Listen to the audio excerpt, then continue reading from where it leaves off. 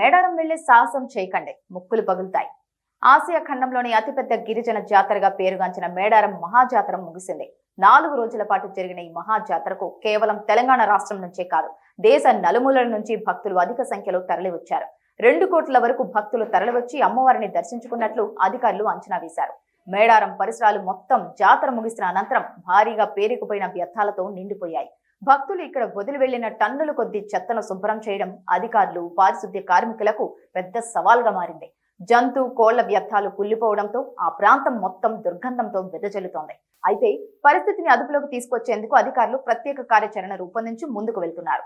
పెద్ద సంఖ్యలో పారిశుద్ధ్య కార్మికులతో శుభ్రపరిచే పనులను వేగవంతం చేశారు. మేడారం పరిసరాల్లో దాదాపు మొత్తం 3000 టన్నుల చెత్త పేరుకుపోయినట్టు అధికారులు అంచనా వేశారు.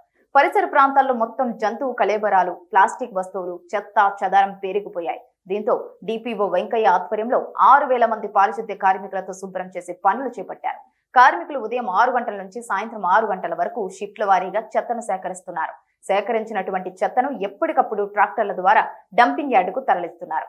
ఈసారి కూడా బాగా చెత్త చెదారం వ్యర్థాలతో జమ కావడంతో సిబ్బంది వాటిని తొలగించే పనిలో ఉన్నారు. మహాజాతరలో పోగైన వ్యర్థాలలో సుమారు 100 టన్నులకు పైగా ప్లాస్టిక్ బాటిళ్ల వ్యర్థాలే ఉన్నట్టు గుర్తించారు. వీటిలో 50% వరకు బాటిళ్లు రీసైక్లింగ్ అవుతుండగా మిగతా 50% పైగా బాటిళ్లు జాతర ఆవరణలో పగిలిపోయాయి. సుమారు 52% వ్యర్థాలతో బియ్యం, కొబ్బరి, బెల్లం, ఇతర ఆహార పదార్థాలు ఉన్నాయి. ప్లాస్టిక్, కోళ్లు, మేకలు, తలకాయలు, తోలు ఇవన్నీ కార్మికులు సేకరిస్తున్నారు.